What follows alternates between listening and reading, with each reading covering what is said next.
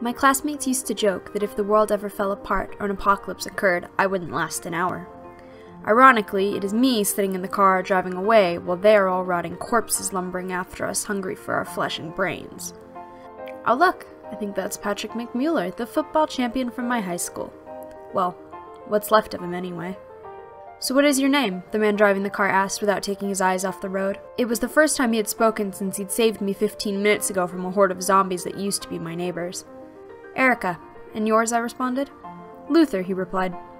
The sounds of a man whooping and hollering reached me.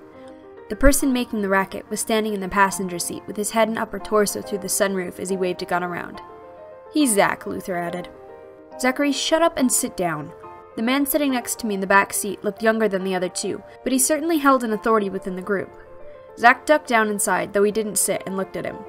Why should I have to obey you, Ryan? He spat. Ryan pushed up his glasses and gave Zach a look, which made Zach hesitate. Because unlike you, I am not a suicidal idiot who wants every zombie within the nearest few miles to come after us, Ryan replied calmly. Zach frowned but dropped into his seat with a huff, holding his shotgun across his lap. I'm sorry about them. I'm Olivia.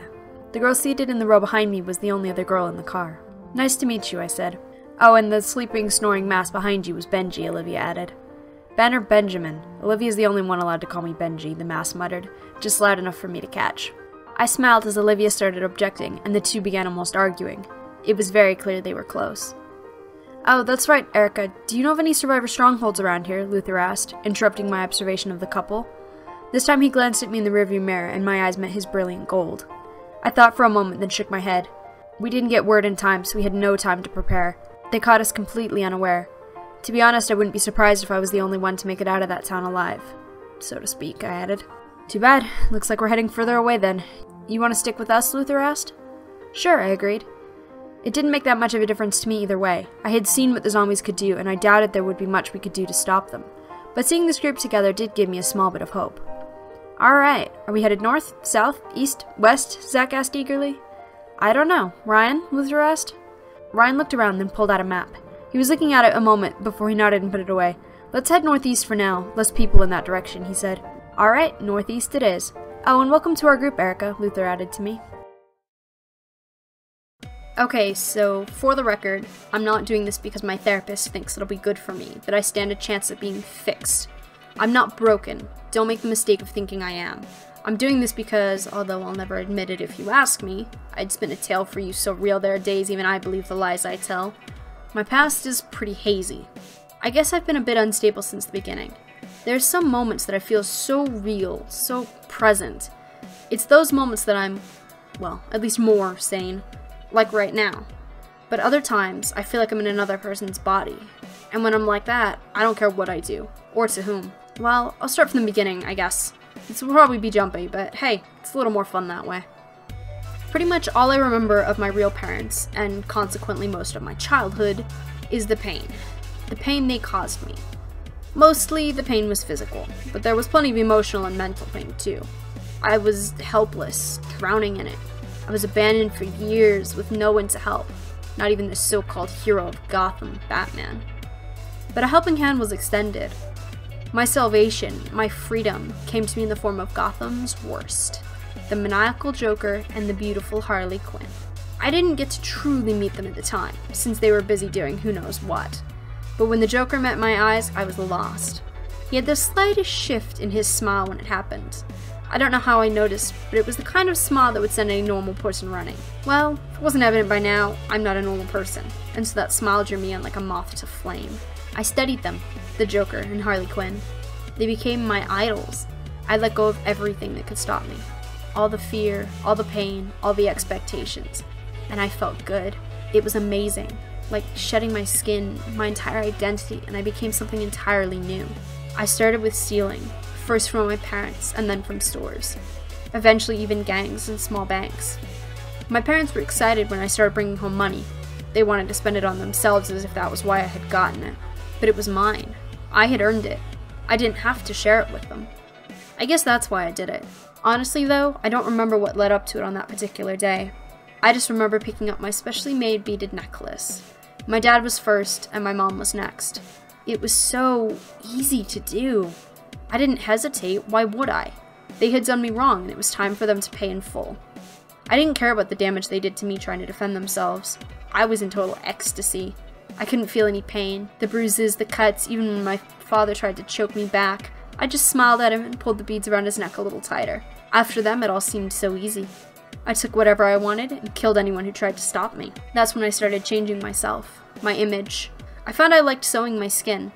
First, it was the corners of my mouth with a vibrant red thread. There's more. Lots more. But the rest I keep covered up for the most part. Still, I had made a name for myself, collected a bit of a following. It was then that I finally got to meet them. The king and queen of Gotham who had set me free. Free from pain, free from struggle, free from my own mind. They took me in, under their wing, and though I wasn't taught, I learned fast. There was something about being around them that was just, it's infectious, their brand of crazy, and I had caught it long ago. Being around them just made it flourish. Being with them was honestly like living in a dream. No fear, no pain, no rules, just pleasure. That feeling of pure ecstasy. More and more I changed while I was with them. I knew it was happening, but I didn't want to stop it, let alone could. Both physically and mentally, I sunk deeper and deeper, but the last thing I was doing was drowning. I was breathing it in and savoring it. Even my name vanished somewhere along the way. They called me Doll, and that's who I became. The Joker started using me to do the dirty work he didn't feel like doing. If someone was being disobedient, it would fall to me to take care of. The ones who were dealt with quietly, that is. When Harley was taken to Belle Reve, the Joker stopped sending me on tasks. He kept me close at hand, unless he was doing something dangerous, in which case I was left at the bar they had made their home, with guards of my own. I suppose it would seem compassionate to anyone else, but if there's one thing I had learned about the Joker, it is that he doesn't have a lot of that, and what little he does have is for Harley Quinn alone. He had gone to free her, actually, the night it all went down. I was in Gotham, fully conscious of myself and unusually bored. None of my normal interests could hold my attention. So I slipped away from the people and the noise, found a secluded spot just outside of town, and started stitching.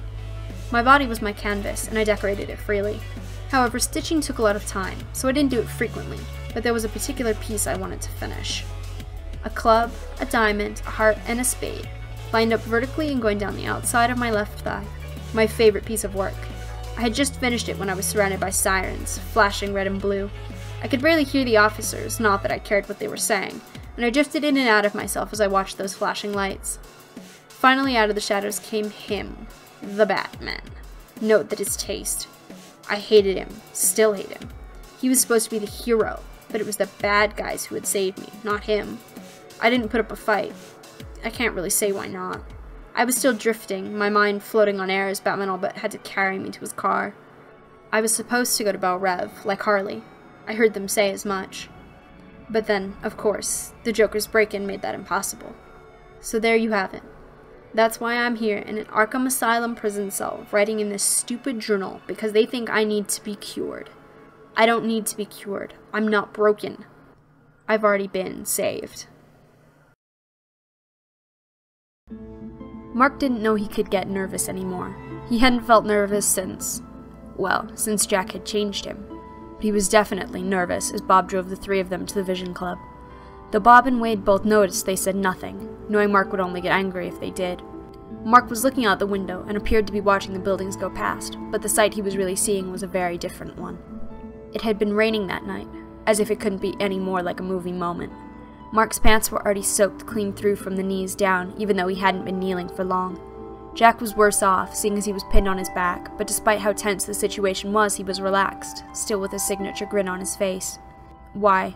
Mark's voice cracked just the tiniest bit when he spoke, and his hands holding the knife were, for the first time ever, shaking as he held it. I want to hate you, but I can't. I want to just walk away from all this, from you, but I can't. So why can you? Mark continued. Are you really sure you want to know why? It will just upset you more, Jack replied, as if they were having a totally normal conversation and Mark wasn't holding a knife ready to stab him.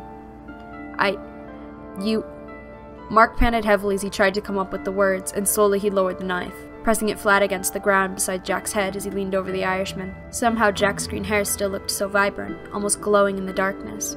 Mark didn't realize that his red hair was much the same. I'll ask one more time. Do you really want to know? Jack repeated, and Mark paused, choking back tears of frustration. You're not normal, Jack. I know that. You don't care. You're not supposed to be able to care. You've even said so yourself. So why do you care about me, care about my feelings, and why admit it now? Mark asked instead. He flinched when he felt Jack ran a hand through the red hair on the top of his head, but still found himself leaning into it. Why? You're special to me, Mark. From the moment I saw you, I knew you were different. I wasn't jealous of you, as you said I'm not capable of something like that, but it was something like desire.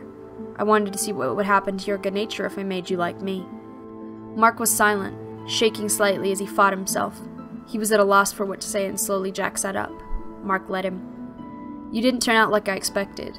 This is definitely not an outcome I was expecting, Jack admitted. And you said it yourself just now. You want to walk away and can't, so I'm doing it for you. Jack stood up, turning his back to Mark as he started to walk away, only to pause after a few steps.